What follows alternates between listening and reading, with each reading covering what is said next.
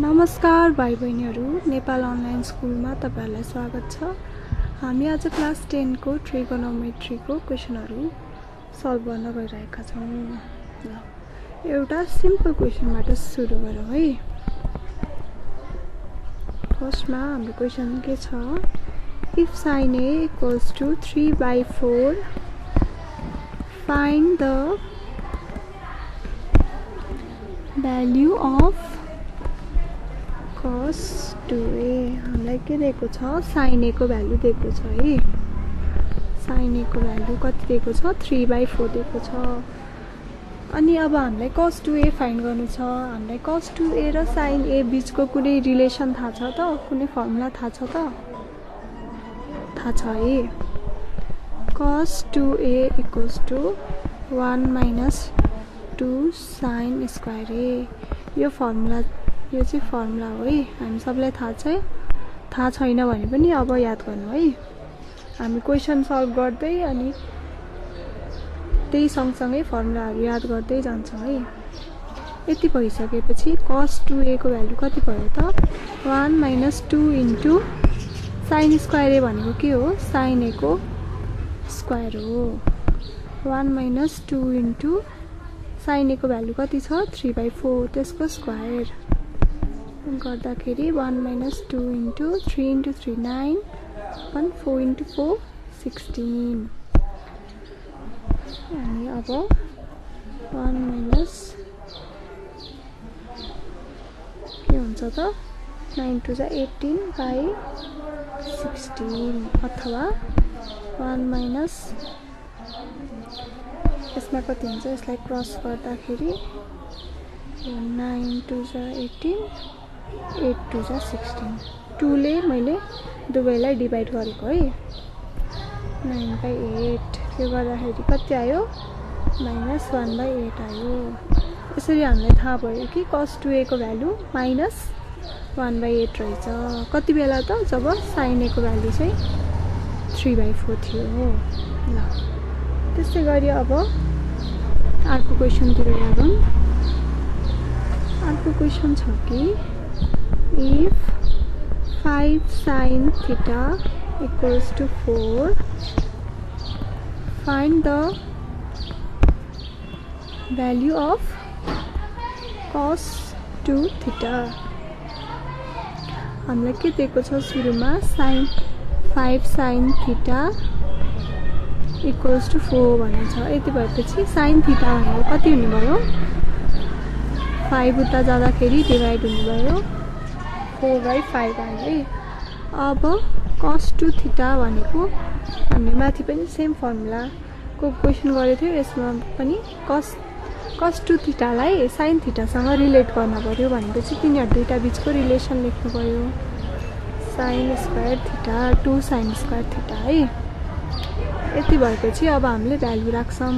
2 into यो भनेको कति हो? sin थीटा को square 1 minus 2 into sin theta भनेको कति छ? 4/5 त्यसको स्क्वायर गर्दाखेरि 1 minus 2 into 16/25। अब कति हुन्छ? 25 minus 16 into 2 भनेको 32 divided by 25 equals to 25 minus 16 to 32 है by 25 गरेर -7/25 आयो। ल cos 2 theta को भ्यालु निकाल्नु है। अब अर्को क्वेशन गरौँ है। if sin theta equals to 3/5 find the value of sin 2 theta। अब हामीलाई sin 2 theta को भ्यालु थाहा पाउनु छ। अनि हामीलाई के थाहा छ? sin theta को भ्यालु थाहा छ है। अब sin theta लाई sin 2 theta सँग रिलेट गर्दाखेरि हामीसँग फर्मुला के छ त? हामीसँग भएको एउटा फर्मुला यो है 2 sin theta cos theta।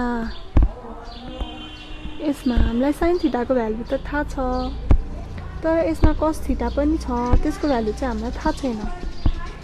भनेपछि सुरुमा cos थीटाको भ्यालु निकाल्न सकिन्छ कि नै हेरौँ है। sin थीटा छ भनेपछि cos थीटा को भ्यालु थाहा पाउन सकिन्छ है, किनभने हामीलाई थाहा छ कि sin square theta plus cos square theta equals to 1, अथवा cos स्क्वायर थीटा भनेको के हो 1 माइनस sin स्क्वायर थीटा। यो sin स्क्वायर थीटा उता जाँदा माइनस भयो है। अनि cos थीटा भनेको कति आयो त रुट अन्डर, यो स्क्वायर उतापट्टि गएर रुट भयो हैन, 1 माइनस sin स्क्वायर थीटा भयो। अब sin थीटाको भ्यालु कति छ 3/5, यसको स्क्वायर हो भनेपछि हामीले कति निकाल्यौं यहाँनिर 25 माइनस 9/25 इक्वल्स टु यतापट्टि 25 माइनस 9 कति हुन्छ 16 डिवाइडेड बाइ 25 गर्दाखेरि 4/5 हाम्रो आन्सर आयो। cos थीटा आयो, तर हामीलाई फाइन्ड गर्नुपर्ने के छ sin 2 थीटा फाइन्ड गर्नुपर्ने छ। sin 2 थीटा भनेको के हुन्छ 2 sin theta cos theta, 2 into sin theta भनेको कति 3/5, cos थीटा भनेको 4/5। यति भइसके पछाडि अब क्याल्कुलेसन गर्ने 2 इन्टु 3 इन्टु 4 कति हुन्छ 24, 5 इन्टु 5 25। यसरी हामीले यो क्वेसन पनि सल्भ गर्ने। अब अर्को क्वेसनतिर जाउँ है। यो क्वेसनहरु जति प्र्याक्टिस गर्यो त्यति नै फर्मुला याद हुन्छ अनि त्यति नै एक्जाममा पनि गर्न सकिन्छ है।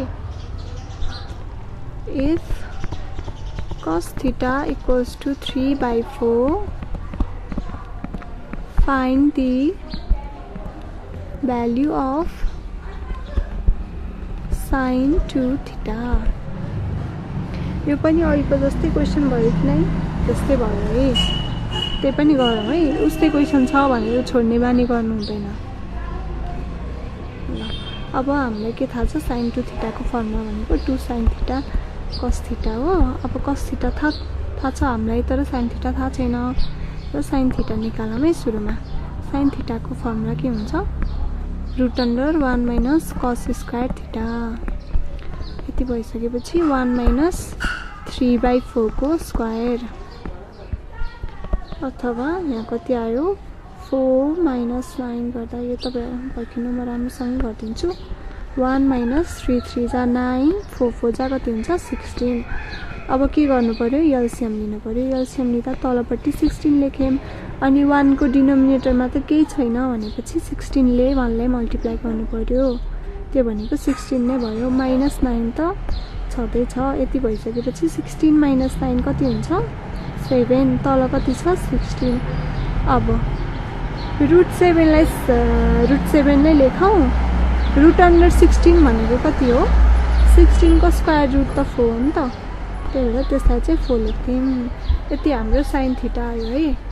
अब sin 2 थीटा निकालौँ है। sin 2 थीटा को फर्मुला के छ 2 sin theta cos theta.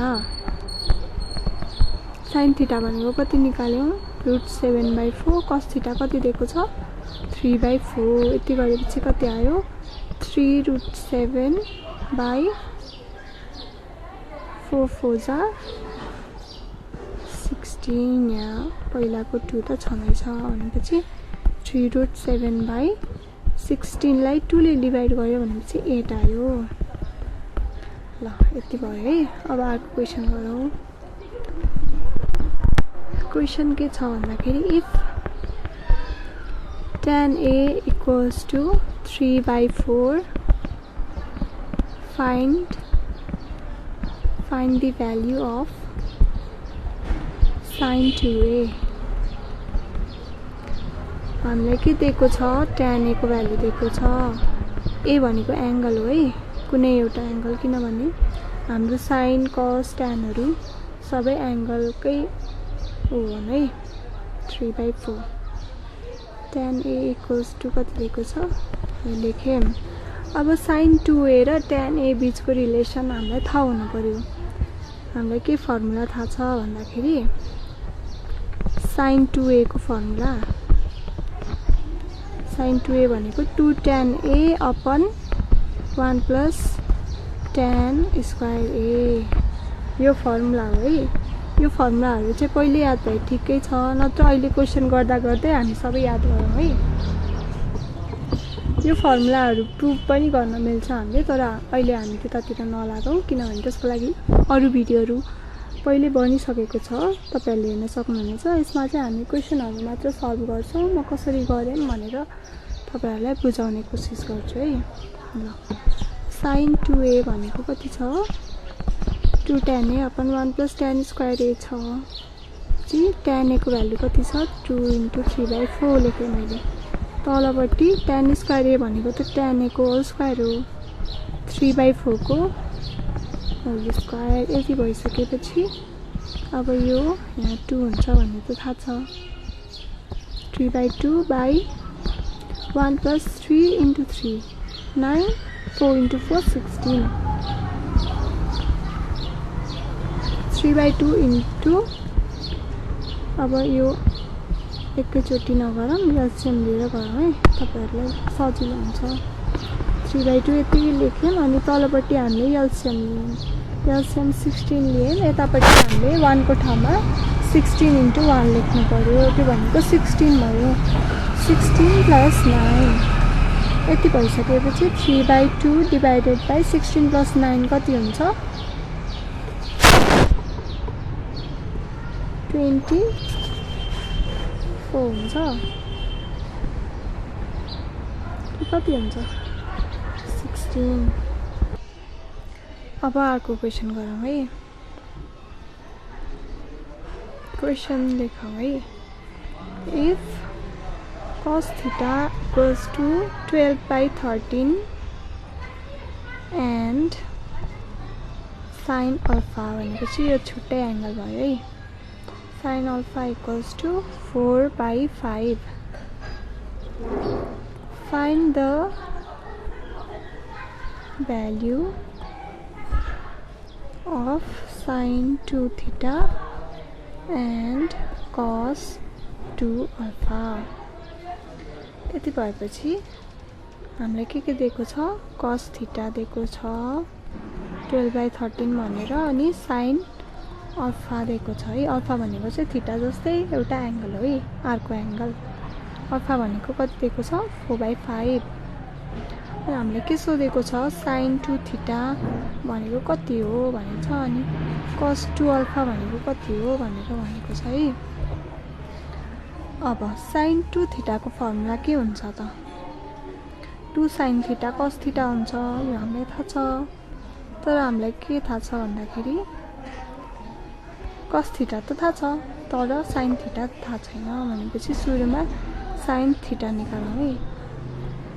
sin theta को ठाउँमा फेरि sin अल्फा लेख्ने हैन नि, किनभने थीटा र अल्फा भनेको त डिफरेन्ट एंगल हो। फर एक्जाम्पल एउटा ट्रायंगल छ हैन, यहाँ थीटा छ यहाँ अल्फा छ भने यसको लागि sin र cos को भ्यालु छुट्टै हुन्छ र यसको लागि sin र cos को भ्यालु छुट्टै हुन्छ है। यो कुरा चाहिँ याद गर्नु पर्यो।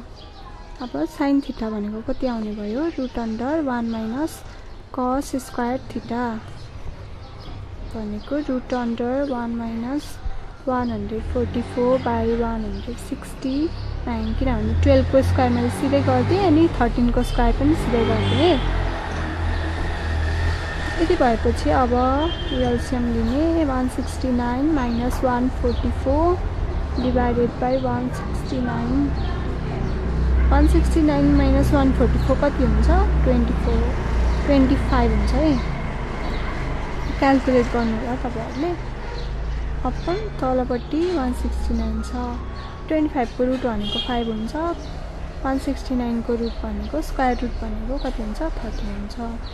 sin थीटा आयो हैन। अब sin 2 थीटा त हामी निकाल्न सक्छौं, भनेको के हो 2 sin theta into cos theta. sin theta भनेको कति भयो 5/13 भयो, अनि cos थीटा भनेको कति भयो 12/13 भयो। त्यो भइसकेपछि कति आयो 12 2 जा 24 * 5 120/169 169 13 को स्क्वायर 169 हो, त्यही भएर है। अब cos 2 अल्फा निकाल्नु छ हामीलाई। के थाहा छ? sin अल्फा को भ्यालु थाहा छ 4/5। अब cos 2 अल्फा र sin अल्फा को कुनै रिलेसन छ त? छ है। हामीलाई के थाहा छ भन्दाखेरि cos 2 alpha equals to 1 minus 2 sin square alpha. यो फर्मुला त हामी सबैलाई थाहा नै छ है। थाहा नभए नि अब थाहा भयो है। अब कहिले बिर्सिनु भएन है। 1 माइनस 2 इन्टु sin अल्फा भनेको 4/5 छ, त्यसको square equals to 1 minus 2 into 4 4 16 5 5 25 1 minus 16 2 32/25। अब एलसीएम लिएपछि यहाँ एलसीएम लिएर 1 लाई हामीले 25 ले मल्टिप्लाई गर्नु पर्यो। माइनस 32 त छँदैछ, माइनस 7/25। त्यसरी हामीले भ्यालु निकाल्यौँ है। अब अर्को क्वेसन गरौँ है। ल अब क्वेसन के छ भन्दाखेरि if sin A equals to 1/2 find the value of sin 3A। हामीलाई के दिएको छ? sin A भनेको 1/2 दिएको छ अनि हामीलाई के फाइन्ड गर्नुपर्ने छ? sin 3A फाइन्ड गर्नुपर्ने छ है। त्यसको लागि हामीसँग फर्मुला छ त, sin 3A र sin A लाई रिलेट गर्ने खालको फर्मुला छ है। त्यो भनेको के हो? sin 3A equals to 3 sin A minus 4 sin cube A। यो चाहिँ फर्मुला हो है। पहिले याद छ भने ठिकै छ, नत्र अहिले याद गर्नु है। कहिले नबिर्सिने गरी याद गर्नुहोस्। अब यति भइसकेपछि 3 इन्टु sin A भनेको half minus 4 into sin cube A भनेको हाफको क्यूब भनेपछि यहाँ 3/2 माइनस 4/1 को क्यूब त 1 नै हुन्छ, 2 को क्यूब कति हुन्छ? 8 हुन्छ है। 3/2 माइनस 4/8 भनेको कति हो? 1/2 हो नि। यति भएपछि यसको एलसीएम 2 नै भयो। 3 माइनस 1 कति भयो? 2/2 भनेपछि 1 नै भयो है। ल यस्तै गरी अब अर्को क्वेसन गरौँ है।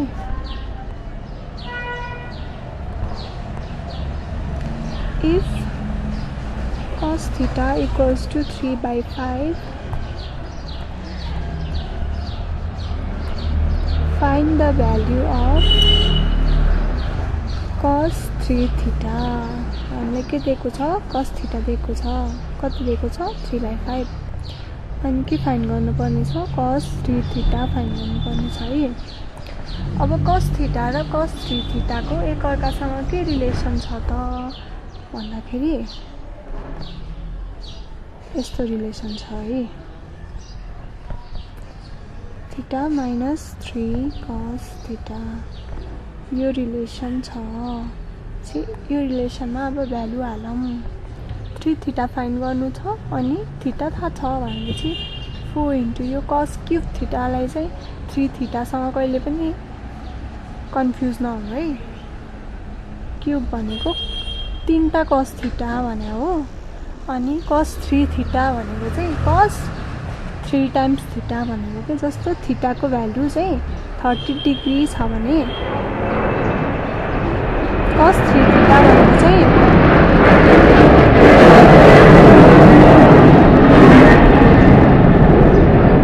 cos 90 डिग्री हो है।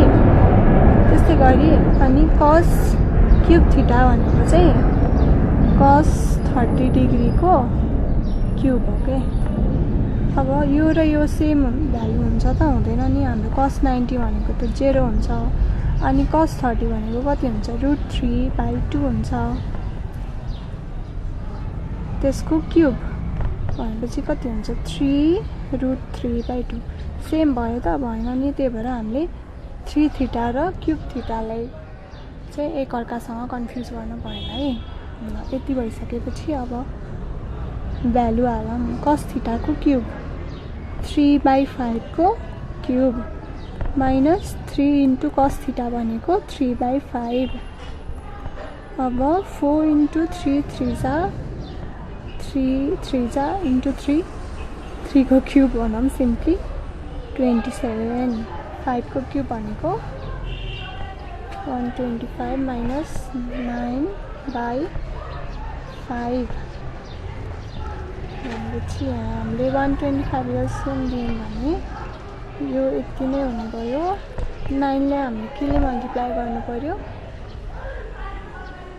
125 डिभाइडेड बाई 5 ले मल्टिप्लाई गर्नु पर्यो नि किनभने यहाँ 5 बाई कति छ त 5 इन्टु 5 इन्टु 5 हो नि त 125 भने हाम्रो 9 को डिनोमिनेटरमा त 5 मात्र छ भने चाहिँ रिमेनिङ यिनीहरू दुईटाले हामीले न्युमेरेटरले मल्टिप्लाई गर्नु पर्यो भनेपछि 25 ले मल्टिप्लाई गर्यौँ।